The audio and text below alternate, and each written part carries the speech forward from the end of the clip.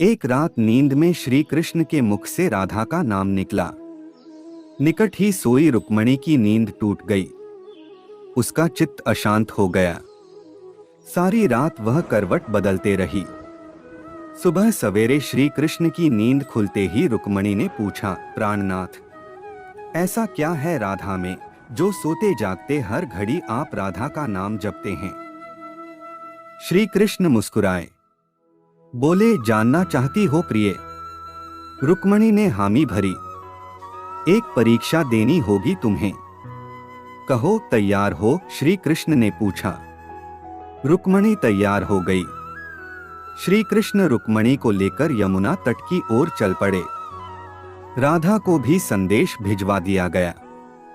जब तीनों यमुना तट पर पहुंचे तब श्री कृष्ण ने अपना एक केश तोड़ा और उसके द्वारा यमुना के इस पार से लेकर उस पार तक एक महीन पुल बना दिया। उसके बाद श्री कृष्ण ने यमुना से 2 मटकी भरी।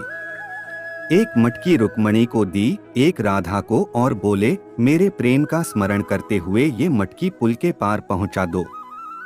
रुक्मणी मटकी लेकर पुल पर चलने लगी।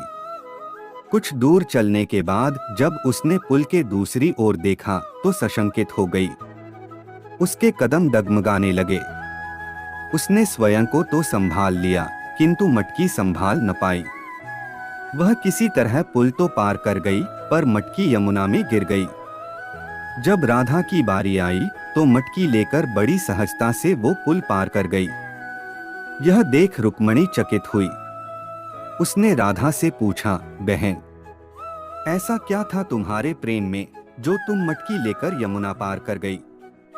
राधा ने उत्तर दिया, बहन, मैंने कहाँ यमुना पार किया? प्रिय के द्वारा मेरे हाथों में दी मटकी ने ही मुझे पार पहुंचाया।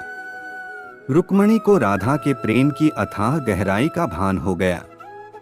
समर्पण प्रेम का मूल है।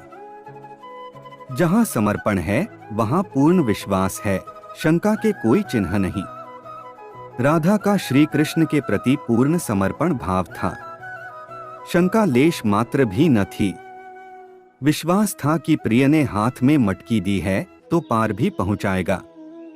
सीख, प्रेम करें तो पूर्ण समर्पण भाव से करें।